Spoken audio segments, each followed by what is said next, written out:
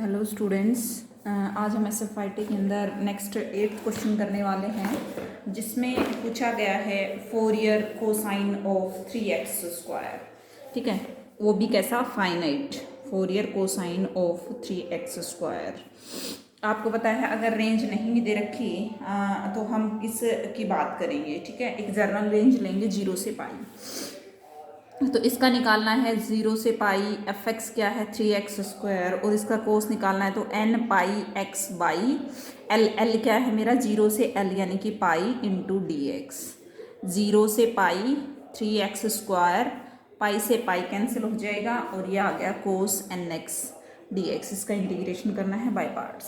ठीक है, कर लोगे आप लोग। तो उसके बाद है नेक्स्ट क्वेश्चन, 9th क्वेश्चन है। इसके अंदर बिल्कुल सिंपल एक्सरसाइज है, फाइंड fx इफ दिस।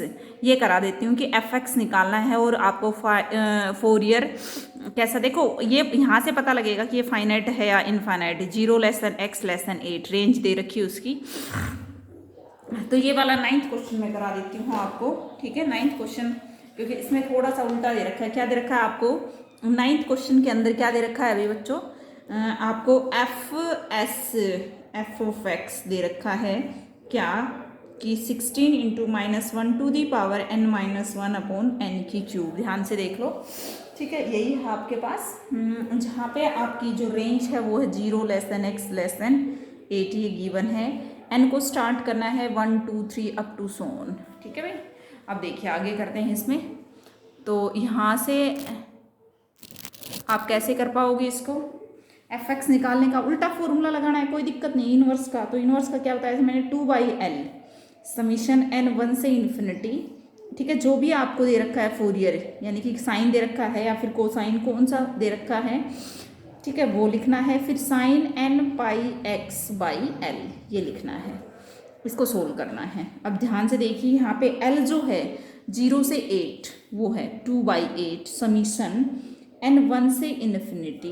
ये क्या दे रखा है? 16 into -1 to the power n-1 n की क्यूब। ठीक है, अब ये क्या दे रखा है आपके पास? l 8, तो ये हो जाएगा आपके पास sine n pi x by 8। इसको सोल्व करना है, n को पुट करते जाओ। ठीक है, तो यहाँ पे आपके पास क्या आ जाएगा? 4 बाहर आ जाएगा, ये कॉमन 8 दूनी 16, 2 2 जा 4, और ये आपके पास क्या आ गया?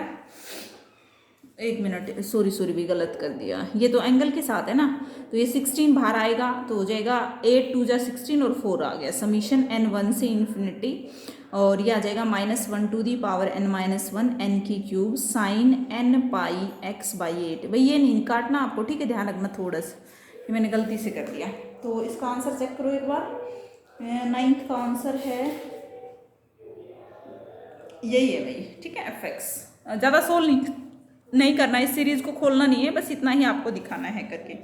ठीक है, आगे देखिए 10th क्वेश्चन है। इसके अंदर कि आपको फाइनाइट साइन और कोसाइन दोनों निकालने हैं। बिल्कुल सिंपल है fx। अब इसके लिमिट क्या लोगे 10th में आप? लिमिट मैंने बता दी है, इसमें भी लिख देती हूँ, आप भी कर लेना 0 से पाई। ठीक है, ऐसा करने के बाद आप इजिली कर लोगे। बाय पार्ट्स करना है इंटीग्रेशन, और एक ही केस में हो जाएगा। Find the finite Fourier sine and cosine transformation 0 < x < 4। जो आपके पास लिमिट है वो 0 से 4 दे रखी है। ठीक है, finite sine transformation of f of x क्या दे रखा है मेरे पास? साइन ax दे रखा है। इसमें क्या निकालना है आपको? कोसाइन, और जो लिमिट है वो हम 0 से पाई ही ले रहे हैं, आपको पता है जर्नल। ठीक है, 0 से पाई, फंक्शन क्या है? साइन ax ओनली, और कोसाइन निकालना है तो कोस n pi x by l। l कितना है मेरे पास? Pi into dx। पाई से पाई कैंसिल हो जाएगा, यानी कि इंटीग्रेशन आपको किसका करना है? Sine ax into cos nx into dx। क्या करोगे? 2 से मल्टीप्लाई, 2 से डिवाइड, फॉर्मूला बन जाएगा 2 साइन ए कोस बी का। इंटीग्रेशन करके लिमिट पुट कर देना। ठीक है, नेक्स्ट क्वेश्चन है फाइनाइट कोसाइन निकालना है। ये फंक्शन दे रखा है आपके पास, fx क्या है आपके पास? कोस के इंटू पाई माइनस एक्स, और आगे क्या है? अपॉन में k इंटू साइन के पाई। ठीक है भाई, और आपको इसका क्या निकालना है?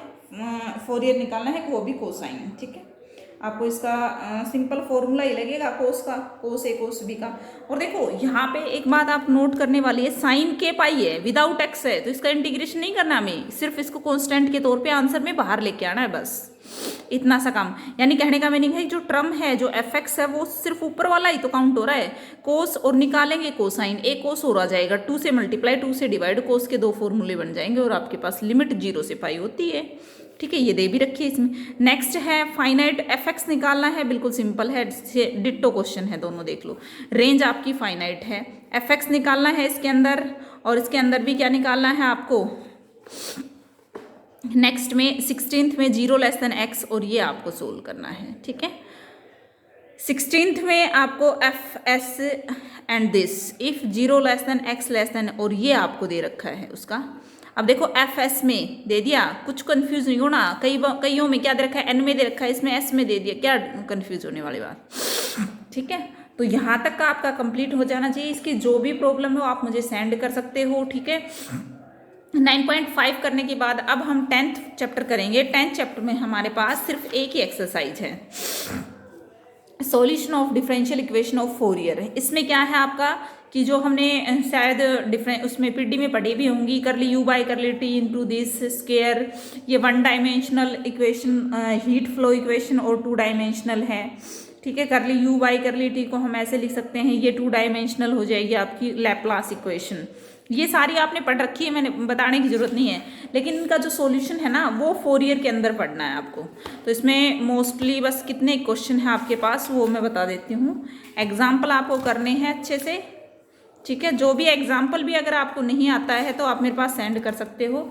इसमें 5-7 एग्जाम्पल हैं और क्वेश्चन है आपके पास 6 क्वेश्चन हैं। ठीक है, तो 2-2 या 3-3 करके कर लेंगे हम एक दिन में। ठीक है, 2 दिन में ये चैप्टर हो जाएगा आपका।